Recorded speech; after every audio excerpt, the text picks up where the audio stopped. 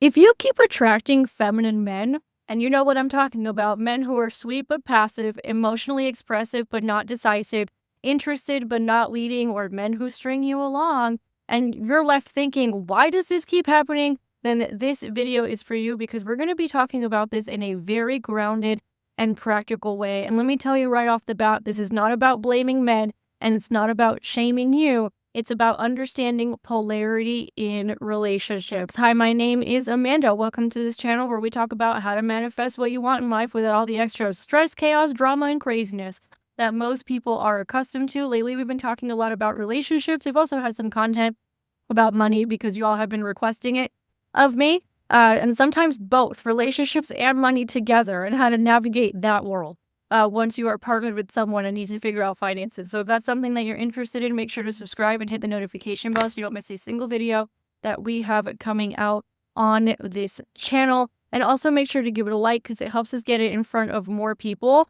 so that we can talk about relationships in a more grounded way and just kind of make sense of all this crazy confusion going on in the modern world. Now, if you as a woman are new to this feminine energy conversation, then I have a gift for you. You can download our free Enhance Your Feminine Energy guide below.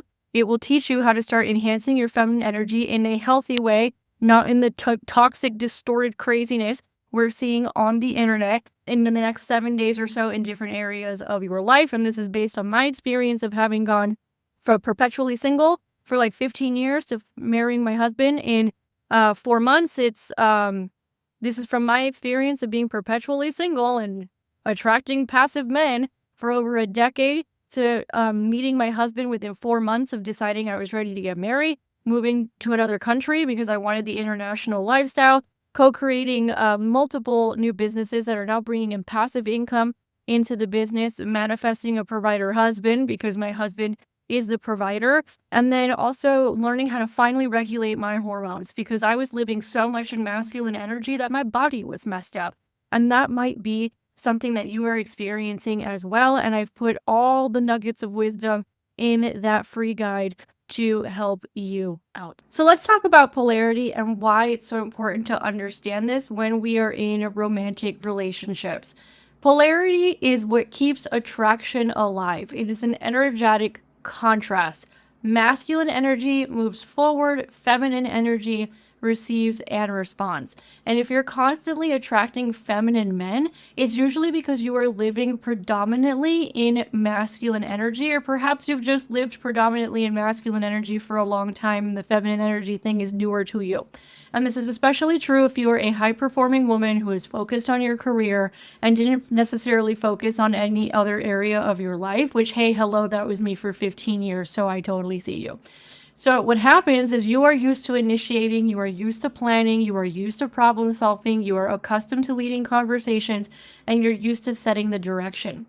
Now, that energy is very powerful in business, but in dating, it completely changes the dynamic because masculine men, healthy men, are wired to pursue. They are activated by challenge and by clarity. And I go deeper into the psychology of all of this in the magnetic, and I go deeper into the psychology of this in the feminine magnetism mastery program. I'll go deeper into the psychology of men and why this is and how it benefits them and also benefits you as a woman. So make sure to grab that below. But basically what happens is if you are always initiating the text, planning the dates, defining the relationship, messaging him, leading the conversation, emotionally managing the connection, then you are unconsciously taking the lead. And when you lead, masculine men either relax and become passive, or they lose attraction and they leave because there is no polarity. So instead, you attract men who are comfortable in their feminine energy. And I've talked about this before. Healthy men at their core are masculine. They don't have that much feminine energy, right? They shouldn't even have that much feminine energy. We're just able to co-opt the opposite energy when we need to, but the majority of men, their core is masculine energy. The majority of women, their core is feminine energy. And this whole thing about needing to balance out our energies 50-50 is absolutely crazy and has led to the insane confusion and mess that we have in modern times, which is kind of interesting when you think about it because, you know, civilizations have been talking about how to balance these two energies in a healthy way for a very long time, and no one said anything about 50-50. Isn't that interesting? So anyway, you end up attracting men who are comfortable in their feminine energy, which is a problem for you because it's men who enjoy your leadership, it's men who let you carry all the weight, and it's men who feel safe being softer because you are structured. And then guess what happens? You become exhausted and resentful, and like you have another child to take care of. You end up feeling like the strong one again. And here's the deeper layer. This is not just about behavior and how you're acting. This is a lot deeper. It's more about your nervous system. Because what's happening is if you're in constant control or feel like you need to be in constant control or constantly leading, or you don't trust the process of situations, for example, a dating situation, then what happens is you probably don't feel safe and you do not trust. You do not feel safe in your body. You do not trust the universe. You do not trust something bigger than you. You don't trust yourself and you don't trust other people. So when you don't trust, which is the core of the issue that most high achieving women have, then they begin to control. When a woman controls, she overfunctions, she overgives, and she tries to secure the outcome. And chasing is usually disguised as effort. But effort rooted in fear collapses polarity. I'm going to say that again. Effort rooted in fear, meaning you're controlling and you're trying to be the puppet master of everything, collapses polarity. It kills the attraction. It kills the relationship. Healthy masculine men are not attracted to this at all. The men who are attracted to this want you to be their mommy. Those are the men who are attracted to that. The men who are attracted to this are the ones who have no problem being a burden in your life. Those are the kinds of men who are attracted to this. So when you regulate your nervous system, and I've said this before, you actually end up regulating your reality. Because a regulated woman does not chase, a regulated woman does not control, a regulated woman does not try to force anything. She trusts the process and she observes. She allows a man to show who he is, and she responds to leadership instead of manufacturing leadership in the relationship. Now, let's clear something up, right? Shifting into feminine energy does not mean becoming lazy, doing nothing, not having ownership of your life, or all these other things that we tell ourselves when we're afraid of going into feminine energy. It does not mean sitting back and expecting a man to fund your life. It does not mean waiting. It does not mean doing nothing. And it also doesn't mean pretending to be helpless. It means knowing your value and allowing a masculine man to step into his. That's what it means. And if you want a provider man, then you must become a woman who knows how to be in that feminine energy of receivership and understand that receiving is not extracting. And the reason why I'm saying this is because there's a lot of feminine energy content on the internet that basically just teaches you how to be a gold digger and extract a man for all of his resources. And that would be what we call the prostitute archetype when we are looking at archetypes, right? That is not what we're going for here. We're going for healthy partnerships.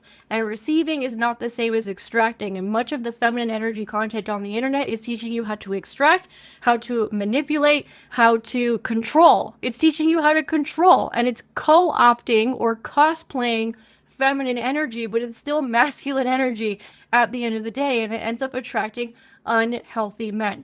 So receiving is trusting that he is capable and that he is going to move forward with responsibility, and that if for whatever reason he doesn't, you're cool with it and you're fine with it, and you trust that the universe or something higher than you has got your back. I tell women this all the time. A big part of this feminine energy journey is surrendering to something a lot bigger than you, and it's going to make this journey a whole lot easier. Source, spirit, God, whatever you want to call it, it's going to make it a lot easier. So how do you shift this dynamic? First, you must stop initiating conversation and hell. Just stop initiating everything. Because if a man is interested, a healthy man, he is going to pursue you. And if he does not, then that is information. That's it. It's just data. It's information. It doesn't even mean anything other than like, oh, okay, not a match, and moving on. But what most women will do is they'll make it mean something. They'll make it mean something about them, how they're not good enough. Then they go to control. Then they go to overfunction. And they're like, but I already saw myself marrying this guy with the white picket fence, and you've been maybe on 3 dates with this guy. That's what most women do, right? Instead of realizing, hey, in the beginning stages of dating and hell for the rest of your life, right? I tell people, become a social scientist. And rather than making people's behavior mean anything about anything, Just observe and respond for the rest of your life, and your life is going to be a whole lot easier when you learn how to do that and way less dramatic and chaotic.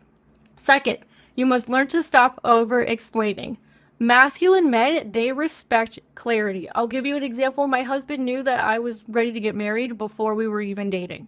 It's not like something I had to hide. I didn't have to manipulate. I didn't have to do any of that stuff. I was just clear about what I wanted in life. However, and I didn't over explain it either. I was just like, yeah, I'm ready to get married. That's it. Right? So you do not need to convince a man to step up. You simply observe whether or not he does. So the funny story about me and my husband, because this is a really great example, is we were friends for 6 months first. We had met through a networking group for work, and we were working on a collaboration together. We were working on a project together, and he noticed that I was like freakishly obsessed with systems. And the reason why I was freakishly obsessed with systems was because I was trying to buy back my time, right? So that I could be more present in relationships and other areas of my life. I was preparing myself to be in relationships. I just ended up letting that business go, right? That ended up being the best solution at the end of the day, but I wasn't there yet. I was not there yet in this state of my journey, and my husband noticed this, and my husband was like really good at systems and operations, and that stuff is like his jam, and he knows that most people hate systems. Most people are not that into systems and operations, and he goes, "You're oddly interested in this subject and this topic. I'm just wondering why." And I very casually said, "Because I need space in my life because I'm preparing myself for marriage." That's what I said. I didn't explain it. We weren't even dating at the time, right? And my husband literally leaned back and smiled and had a look on his face like, challenge accepted. Then I ended up marrying him, right? And then he would end up pursuing me, right? He knew from the very beginning that that is what I desired. So, and I didn't have to convince or manipulate or do ultimatums or any of that stuff. It was very, very natural, because when you are living in your feminine energy and you learn not to over talk and over explain yourself, oh girl, you're going to be way less tired in life, right? And things are going to rise up to meet you. So let's talk about the third shift that needs to happen in order for you to stop attracting feminine men. And that third shift is to live a full life that turns you on. So here's what happens when I talk to a lot of women during, one-on-one sessions or the emails that I get from you guys. Those of you who are single. Although if you're married, this still applies. And I'll give an example for a married woman. A lot of times, right, this is what your life looks like. You work at a job you hate, some of you, right? Maybe 40, 50 hours a week. And the rest of the week is spent obsessing over men, or particularly one man that you're obsessing with, and why didn't it work out, and why did he say this, and how do I manipulate him to do that, and this conversation happened 2 years ago, but I'm going to replay it in my head 15 times. Like, that's what a lot of you are doing. That's scenario one. And then scenario two is you run your own business, or you love your career, which is great, but it's consumed your entire life, and you literally have nothing else going on for you. And then a little bit of time that you do have for yourself is just recovering, from the fact that you are working all the time. So oftentimes I have to tell women that we have to shift this, and we have to move into building a very full life, and a life that fills you up and is satisfying to you. So I say this with love, darling, go get a life, right? Go read books, go learn something new, go get hobbies, go to community events, right? Go do something, go volunteer, like literally just go do something else other than work and or obsess over men. And I would even venture to say, open yourself up to dating multiple men, if that is you. This is for the single ladies. I'll get to the married ones in a second, right? So for the single ladies, why just obsess over one man? If you're in like really early dating stages, open yourself to the men around you. That doesn't mean you're sleeping with these guys. It doesn't mean that, you have to marry all of them. It doesn't mean any of that at all. It just means that you are enjoying your life, and you're learning how to receive from men, and you're learning how to receive from the masculine. So you stop obsessing over the one, and you begin to have a very full life where you learn to live from a place of feminine energy and actually enjoy it. And for those of you who are workaholics, you're gonna have to stop working so hard. And I know that that's really scary, because you feel like you're losing control and you're going to lose money and everything's going to go to hell in a handbasket. And I understand, because that was me. So I get it. And I recently did another video that addresses that. I believe it's the video before this one. So make sure to check that one out. And if it's not, I'll make sure to put it in the description below. Now, for married women, you too need to have things that are, just outside of your relationship that turn you on. So, for example, this is a project that I do. My husband and I do have like a bigger vision in terms of where mindful success path fits in with what we are building for our lives. But this was something that was very much on my heart for a long time. And then when I had the time to do it, that's when I started to do it, right? So I'm able to nurture this. I'm able to grow this. I'm able to, take certain classes, things like that. My husband and I have different interests, for example. Like, I really like the woo-woo stuff and astrology and meditation and tarot and documentaries and history. And he really likes, tech stuff and airplanes, so two very different things. And we'll make sure to schedule time where we are able to, pour into our own individual pursuits and our own individual projects. And when you do that, you actually become a very dynamic woman. And what happens to a lot of married women is their entire lives, to be honest, what happens to a lot of married women is that their entire lives become their kids and their work, right? And then the husband gets scraps, and then she gets even less scraps, right? So she's not taking care of herself at all. And it's because these things are kind of out of order, right? So a lot of people are like, kids are number one, and that's my whole life. And then comes work, and then maybe comes my spouse, and then I'm all the way at the bottom of the totem pole. That's how most people have this. I am going to invite you to look at this in a different way, right? The marriage comes first, right? And then you as individuals also have your own things that you love to do. And then comes kids, and then comes work.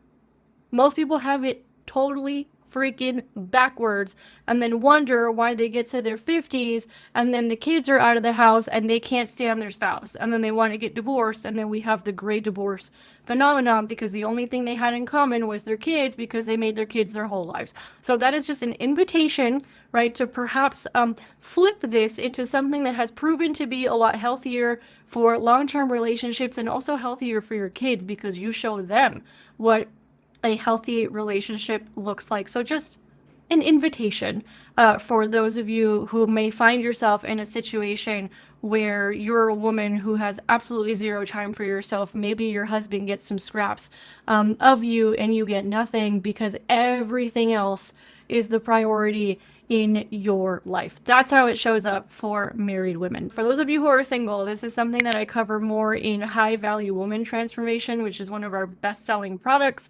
And you can grab that below because I talk about how to build that full life and how to become a high value woman from the inside out. Those of you who are married, you can still get a lot of value from it as well. And all of you can get value from the Magnetic Woman Transformation bundle, which covers it's all my best classes on all this stuff in one bundle, and you can get the information for that below as well. So when you have a very full life and you have interests and you take care of yourself, it shows men like, oh snap, like she's not up my butt all the time. That's basically what happens, right? For those of you who are single, right? She's not up my butt all the time. So it makes you like more attractive because he has to actually compete for your attention. Now, those of you who are married, this can go in one of two directions, right? So if you're in the situation where your husband's just getting scraps because your kids and your career takes all of your attention and your husband's just getting scraps and you learn to take care of yourself, you actually end up becoming a better wife to your husband because you are pouring and giving into yourself, so then he's not getting scraps anymore. So that's one way in which this shows up. The other way in which this shows up is if you are a woman who is married and let's say your kids are older, right? So those kids don't require as much time from you. Well, guess what happens to those women? Those women also end up crawling up their husband's butthole and trying to control him all the time, and when he takes out the trash and when he does what and why didn't he do this right and why didn't he fix this thing 3 weeks ago and yada, yada, yada, yada. So when a woman has her own pursuits and she's taking care of herself, she's not crawling up her husband's butthole.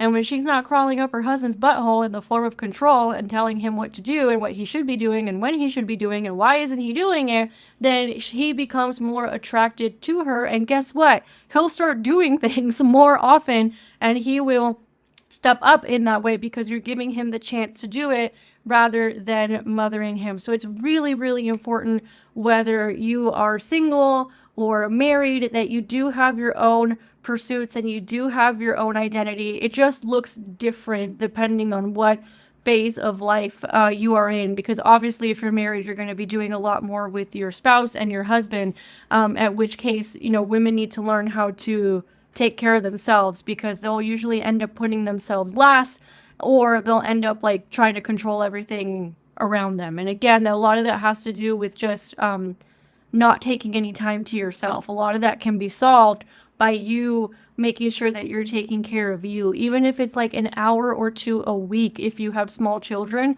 it can make a huge difference. Or something that's talked about in The Surrendered Wife is just doing 3 things every single day that give you pleasure and nourish you, even if they're small things, right? Because I know depending on what stage of life you're in, life be lifing, okay? I get it, I understand, and things can feel overwhelming, but it's really important that women learn how to nourish themselves, and that's a part of having a very full life. And then 4th, you want to learn how to raise your standards quietly.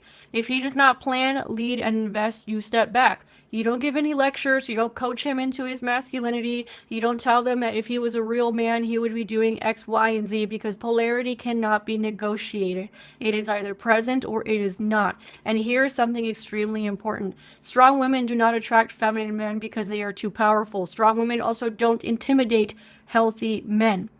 They attract them because they are overcompensating. That's what's going on.